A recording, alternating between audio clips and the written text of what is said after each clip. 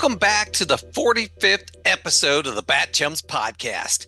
I'm Drew Leiter, and joining me tonight is my co-host, the man, the myth, the new legend, Mike Gordon. Howdy. We're hitting the mother load.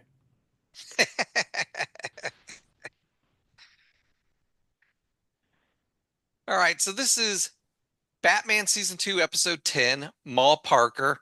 Episode aired Thursday, October 6th, 1966, directed by Oscar Rudolph and written by Henry Slezar. And I He made sure that I had the right writer this week. Thank you for that. Yeah, he's this is his only outing writing the Batman series. He's written a lot of other TV.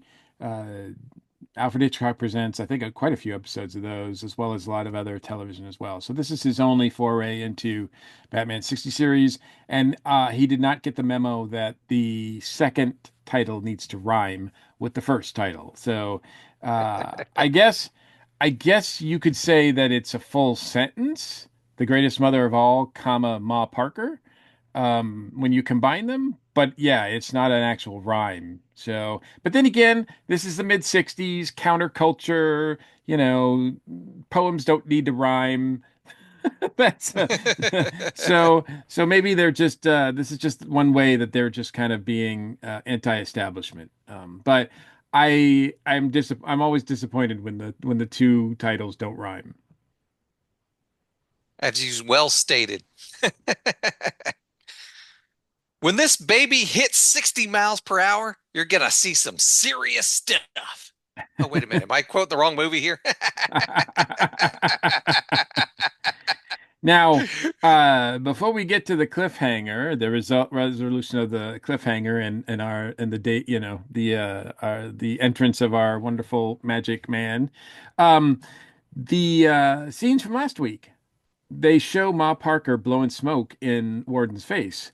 That's not, I actually went and checked this time because I was like, I don't remember that.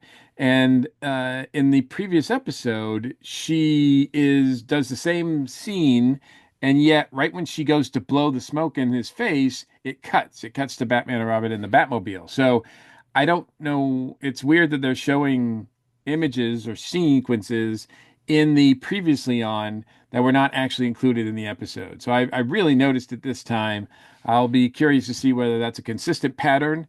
And I'm not saying that last week was the first time they've done it, but it just seems like, or I should say the time, like the week before that, because they only show scenes from last week.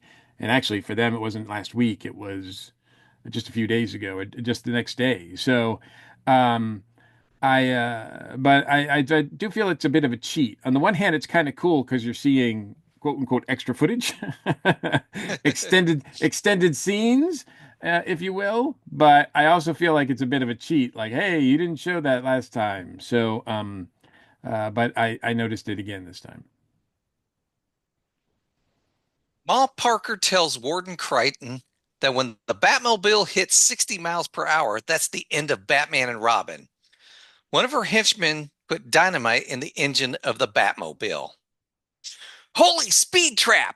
It's time to bring in Magic Batman. Magic And of course, Batman. I included Holy Speed Trap. Robin never said that. It sounds like something he would say. It sounds like It something that does, doesn't it it? sounds like something that Magic Robin would want to say.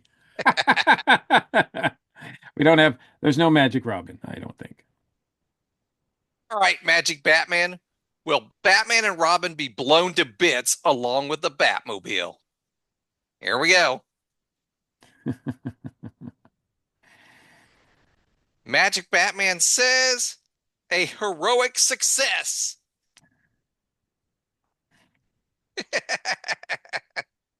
There's not actually that much heroism involved with this. No.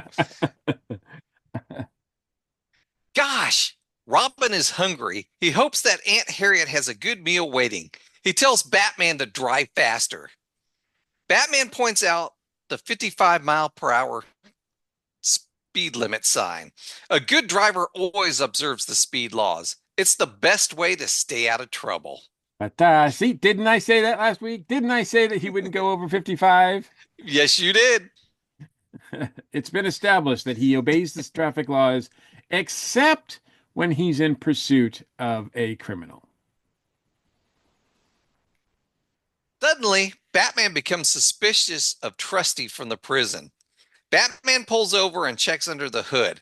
He discovers the dynamite and tosses it. It explodes. He must have tossed it so it was going 60 miles an hour. Yeah, I still don't understand that. Well, it had a fail safe. Once it was disconnected, it was going to go off. So, I get that. Batman at Batman. Back at the prison, Ma Parker and her family cheers at the sound of the explosion. They celebrate that they just dime di- they celebrate that they just dynamited the dynamic duo. I knew where you were Her going with that. plan That's triple. That's a triple D word. That's kind of difficult. So I get that. Yes. You get points for that, Drew. Her plan is to use the prison as as their base of operations. The pen is mightier than the sword. She's full of puns. I love Ma Parker. Yes. She never met a pun she didn't like. I mean, this she is great at delivering these puns throughout the two episodes. As soon as she said that, the thing that popped in my head was from Batman 89. Hello, Vinny. It's your Uncle Bingo, and it's time to pay the check. Oh wow. I don't like that movie or anything. The pen is truly mightier than the sword.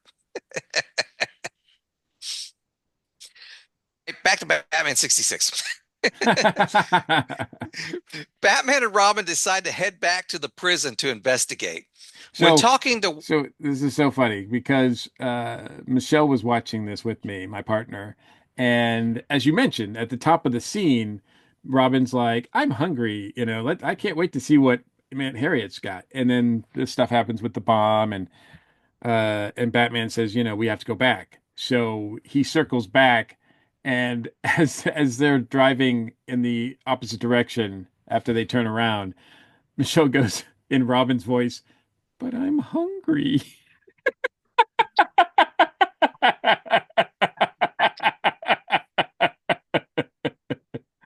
uh, I thought that was really funny. I was like, man, that would have been funny if they kind of put that in the show. So, Batman and Robin decide to head back to the prison to investigate. When talking to Warden Crichton, Batman notices a change in his office decor. The warden tells Batman it is being renovated. Batman tells the warden that he suspects that Ma Parker has something to do with the dynamite in the Batmobile. Warden Crichton takes Batman to Ma Parker's cell. The family that dorms together reforms together. I like how he's showing each one of the cells to Batman with their family member, and they're all kind of living up to their name. But Machine Gun is really cool because he's playing the violin. Because in the last episode, he was saying that Ma wanted him to take lessons. He got pretty good, really fast. I don't know what he started playing the fiddle, but yeah, he's playing. There's no place like home. I think, and yeah, it sounds pretty good. Way to go, Machine Gun. I laughed when they went by Mad Dog's cell because And he's he's acting like he's a he's just like mad dog. grr, grr. After Batman and Robin leave, Ma Parker gathers all the prisoners and tells them they have the top talent in the country. Catwoman asked about Joker and the Penguin, who are currently in solitary. Ma Parker says they can just cool off in there until they find out who's number one around here. Yeah, you got a feeling that if Joker and Penguin were there, they would not sit idly by and let Ma Parker run everything. So No. I'm surprised Catwoman. I guess she's just biding her time. But really nice cameo from Catwoman here, from Julie Newmar as Catwoman. Again, we don't. This is rare. We don't usually see two villains or even a cameo by another villain in an episode. So the only time we got the team up was in the movie. So we do get this just it's not really a team up, it's just a quick cameo. Catwoman's in costume. Why? I guess, but we know that Warden Crichton allows his his inmates to do, various different things. So I'm assuming she's there because she's comfortable in her outfit. Or maybe she just can't get out of it because it's too tight on her. But in any case, always good to see Julie Newmar. Catwoman asks about Batman and Robin. Ma Parker states Batman and Robin will be helping them by bringing in more talent. Long live Batman and Robin. All the prisoners cheer. Including That, Catwoman. that including Catwoman. And that is just kind of weird because we don't usually cheer for Batman and Robin. We usually trying to kill them. Yeah, yeah. It's a really, it's good. It's got that sort of it's got an epic quality to it, and putting Catwoman in adds to that. I think it makes this really seem like it's a bigger deal than than it turns out to be, actually. But so far so good. I mean, her plan's working. She's in charge of the biggest gang ever, and Batman and Robin don't have a clue. Well, Batman is suspicious, but he hasn't put together all the pieces yet. At the Batcave, Robin asks if there's something wrong with the crime computer. Batman states something is wrong, all right, but he doesn't know if it's with the crime computer or him. Capturing Ma Parker and her gang was too easy. Batman is not sure if they have been duped. Robin says it's the easiest job they've ever had. And you know what? He's kind of right. They were able to put a lot of them, the whole band in prison by the first episode. By the end of the first episode, that doesn't usually happen. Nope. An armored car arrives at the Gotham City National Bank with $500,000 in cash. Ma Parker and her gang demand the money, and there is a shootout. Ma Parker orders one of her men to throw a bomb. Shoot, you got to put that in quotes, Drew. There's a shootout. I love how the I guards. know. I love how the guards like. There's four of them, and they can't even hit the truck. But you know what? They're no better. They're firing right back, and they're not hitting anything either. So I don't think they're ones to talk. Yeah, I think they all graduated from the Stormtrooper School of Shooting. Yeah. They've got that Parker blood where they can't hit the broadside of a barn, or in this case, a Brinks truck. Back at the Batcave, the seismograph picks up an explosion. Batman states there has been an explosion in the vicinity of the Gotham City National Bank. When Batman and Robin arrive on the scene, Ma Parker starts throwing money in the air. Batman and Robin struggle to get through the crowd. The villains disappear into the sewer. Batman is able to grab a sleeve of one of the villains, but the sleeve rips and the criminal escapes. And that prison wear, it's just so cheap and just tears at the moment you like try to put stress on And they spend the budget on food. it. Well, according to Warden Crichton, they do have the best food of any prison system. I mean, they do, but that's not good enough for Mar Parker and her family. They need steak and potatoes Yep. Every night. every night. Steak and potatoes. Back at the Batcave, Batman analyzes the sleeve in the hyperspectrograph analyzer. It's just as Batman expected. Prison clothes. We Batman see a decides, lot of Bat computer stuff in this yeah, episode. we sure did. I mean, he's using the Bat computer to no avail. He's using the seismograph. I'm sorry, the Bat seismograph. And then he's using the Bat spectrometer here. And I feel like they've used the Bat computer and talked about the Bat computer more this season than they did last season. It seems Oh like yeah, almost every episode they are using the Bat computer for something. And they were using it a lot in the first season, but man, it just seems like every episode they're around that thing. yeah, they've been using it a lot. So Batman decides to call Warden Crichton to get additional information.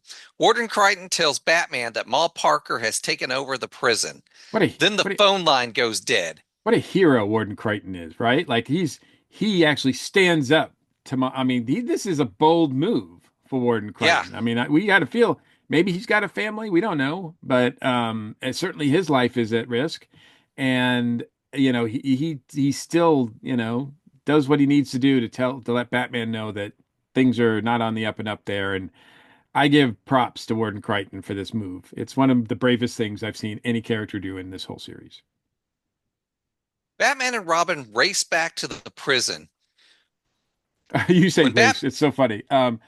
One thing I didn't mention, and I think is kind of funny about, the speed limit and the bomb going off at 60, the Batmobile model that they used, the actual, vehicle that they used on set, because of the weight and the design of of the custom design of it, it could only go a maximum speed of 30 miles an hour.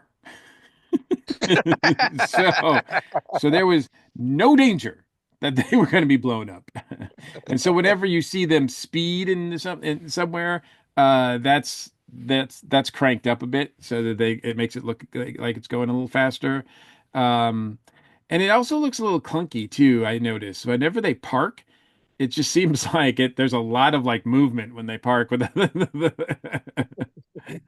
so, but it's still a beautiful car. It's still a beautiful car. And how dare her, Ma Parker, for wanting to blow it up? I can understand we've had villains in the past that want to steal it, but blow it up? Come on, man. That's just mean. That's like one of the meanest things anybody's ever tried to do on this show. when Batman and Robin return to the prison, they climb the wall with the batarang and rope. They run into a prison guard who has orders to kill them. Batman tells the guard that it is a shame he is jeopardizing his entire future. He only has 48 more years before his parole. The Now, prison, hold now on, we the prison guard realizes that Batman is right and throws the gun away. now this is interesting because they do climb, and this is a famous I don't know if you got this, but this is a famous cameo. Yes, And Milton and Berlin or Yeah, Burl, is that his yeah, name? yeah. It's Milton Berle, Uncle Milty. And it's pretty spectacular. I mean, Milton Berle was a face that was known to everybody at this time. Like I said, Uncle Milty, huge TV personality. And yeah, he shows up here in this cameo that is it's a different take on the sort of like, you know, when popping out of a window thing. He's actually just at the top. But it's interesting, it's funny, and I don't know if it really lands, but the whole 48 more years and he's a free man kind of thing is kind of a funny thing that they pull here. But we will not have to wait 48 more years before we see Milton Berle again on the show, because he will, if he's playing the same character, he will be out of there, and we will see him at some point in the series. Alrighty then. Batman and Robin continue over the wall and run into two other guards who handcuff them and take them to Ma Parker. Ma Parker has Batman and Robin put in electric chairs. She's not going to throw the switch until midnight, so no one notices the power drain. She tells Legs to watch them. Because Gotham sleeps early. Gotham City is not the city that never sleeps. No, no. This is Gotham City, the city that's in bed by midnight.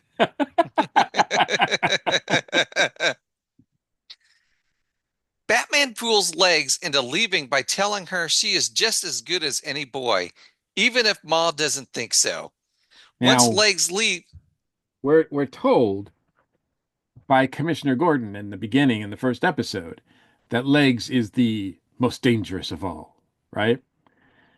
yep, We don't see that play out in these stories.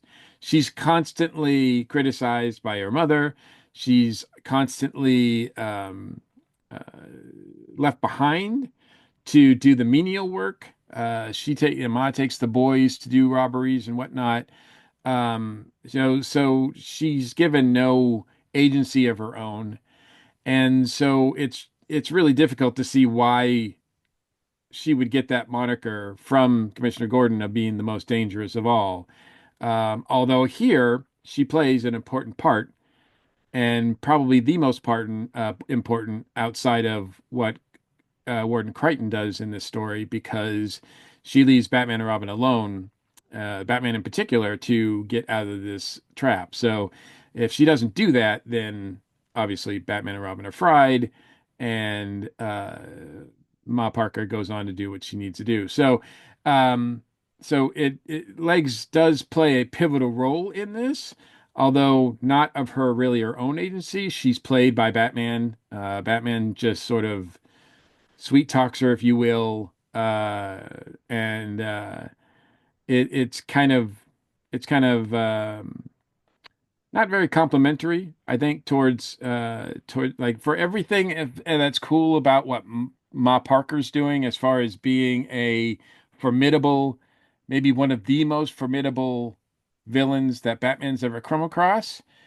Then it's sort of under like all that agency that's given to this woman villain. It's kind of undermined by the way she treats her daughter. So it is kind of a weird um, dichotomy there. And it's yeah, it's unfortunate. But again, it's a different way of having a attractive looking woman on uh, the criminals crew, but it's obviously not a Maul or a girlfriend of the villain, the main villain. It's her daughter. Once Legs leaves, Batman breaks the wire on his electric chair and makes contact with the transitioned shortwave bat transmitter in his utility belt. Batman sends a message in bat code to the transistored shortwave radio bat receiver in the Batcave. That looks painful. It looks like Batman is not enjoying this. Doing like he's like shocking himself. I think it looks like little electrical shocks. Like like I mean, Adam West is really selling it. So In Wayne Manor, Aunt Harriet notices the bat code and hears it coming from Bruce's study. Alfred intercepts Mrs. Cooper and tells her that Master Bruce is having some work done on the wiring. A new television set, he believes. After Mrs. Cooper leaves, Alfred goes into the study and closes the door. Alfred turns the okay, I wrote that weird. Alfred turns the switch on the Shakespeare bust and opens the bookcase, revealing the bat poles. I thought he was going to Grabbing a slide down pen the and pole. paper, I thought he was going to slide. I was like, "You go, Alfred. You go. You slide down that pole." No, he just dancing. grabbing a pen and paper, Alfred jots down the message.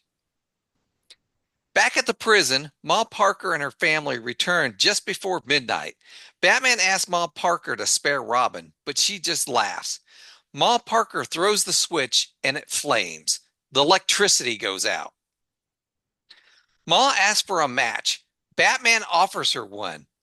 Ma Parker shouts, "Batman is loose!" and a fight ensues in the dark. Batman Except, and Rob, they are wearing infrared bat goggles, which yeah, look, and if you which wouldn't interrupted me, I was just going to tell you that.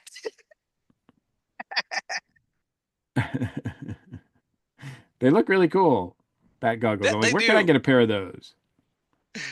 Batman and Robin make quick work of the boys with their infrared eyeglasses that enable them to see perfectly in the dark. Holy Edison! Batman explains to Robin that his message to Alfred was to have the Gotham City Electric Company cut the power at precisely midnight. It always amazes me how when Batman asks something to be done at a certain time, it's always done precisely at that time. Would you Too disappoint bad. Batman? Would you disappoint? Like if Batman told you to do something at a certain time, would you mess that up? No, not on purpose, but things go wrong. That's my point. Batman and Robin corner Ma Parker. She tries to pull a smoke bomb from her hair, but Batman removed it during the fight. Later in Warden Crichton's office, Commissioner Gordon praises Batman. Suddenly, bells start chiming. The warden explains it's time for Sunday chapel. One of the guards comes in to Warden Crichton's office with a package for Ma Parker. Suspicious, Batman checks it out. It's roses, a present from her children because it's Mother Day. Be- because it's Mother's Day. All four of them laugh as the camera focuses on the Mother's Day card.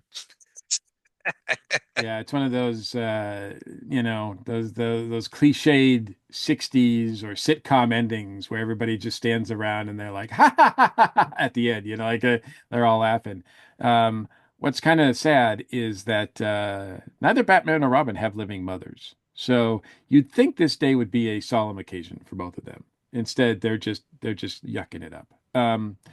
And one thing, I know you caught the infrared bat goggles, and sorry to spoil your reveal of that, but you missed out on the fact that Legs runs free during the battle. Like she Yes, starts off, she she does. She gets away, and she uses her legs.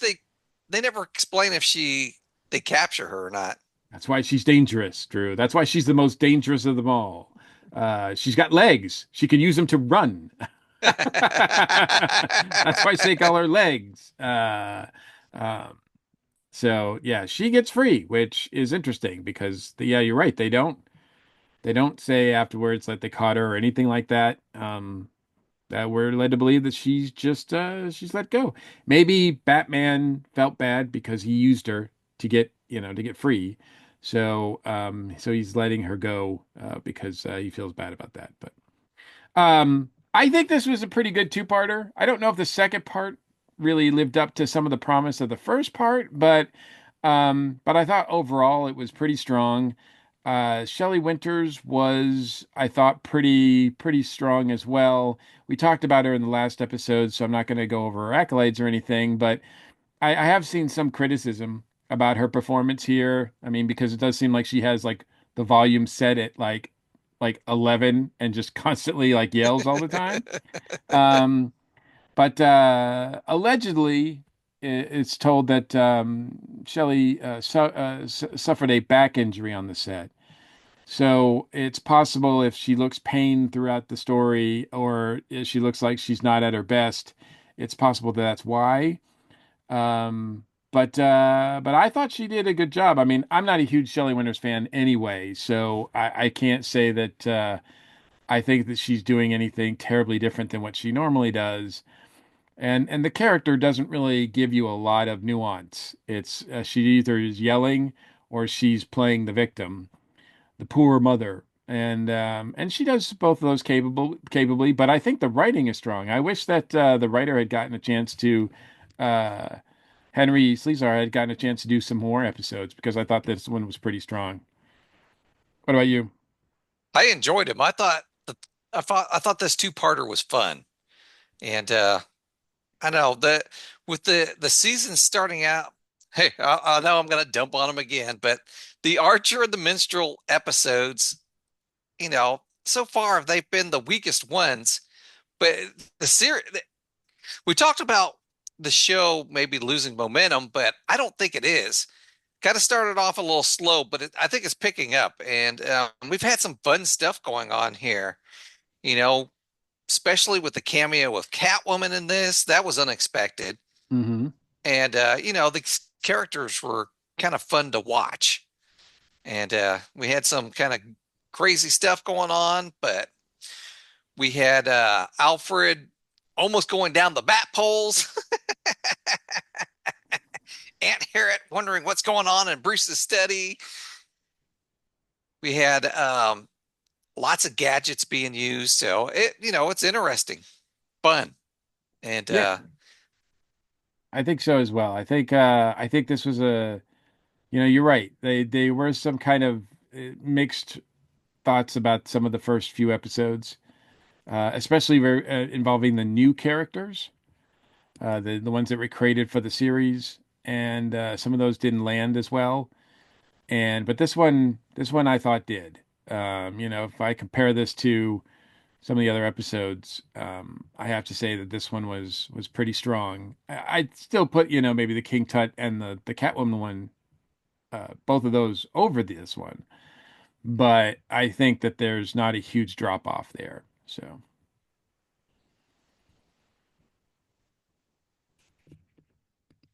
All right. Well, that wraps up the show for this week. Do you have a shout out, Mike? I do. I'm just going to give a shout out because we've started it up again. And yeah, I've got two other podcasts that I'm on regularly. I've got the Earth Station Who, where since there's not new episodes right now, although by the time you listen to this, I don't think there will be because I think we're not sure when the new season starts, but we've been reviewing some Big Finish stories. We've been reviewing some past Doctor stories. So we're still having a lot of fun. So join us for that if you're interested in Doctor Who, or it's a great, way to like this show if you're kind of interested and you sort of want to watch, figure out where to start watching. We kind of help with that too. So, and then of course the Dragon Con report, which, as I mentioned, I think the last episode, we've started back up again. Just recorded our first episode of the season, and we will be doing a monthly episodes leading up to Dragon Con, and we'll probably have a few episodes after that. So, yeah, it's great to be podcasting, Drew. Yes, it is. All right. And for my shout out, I'm going to shout out about Batman number 408 from June 1987 because it's the first appearance of Ma Gunn, who's a character similar to Ma Parker. Hmm. But this Ma Gunn runs a school for boys that's actually kind of like a criminal organization where Ma Parker has these boys doing criminal acts. And Jason Todd gets put in there by I think Batman and Going to uncovers cover? the plot. Yep. But the thing is, I know I sort of remember this issue, but I don't remember that. It's been so long since I've read it. But the cover has Batman, and he's coming out towards the Batmobile that's getting the tires boosted by Jason Todd. So I don't know if this is the origin story or they're retelling the origin story in it. Excellent. Always good to read other comics. Yes, and you'll find out I like to shout out about other comics quite often because of my other podcast, which we review comics. I didn't know about Ma Gun, so that's really cool. I didn't remember that. If you'd like to comment on anything we've talked about tonight, you can reach us at our feedback line 317-455-8411. Leave us a message, text us, or you can email us at batchumspodcast@gmail.com. All right, are you ready to get out of here, BatChum? BatChums are ready to move out. Atomic batteries the power, turbines the speed. Thanks for joining us, and we'll see you next week. Same bat time, same bat channel. Don't worry, the worst is yet to come. And call your mother.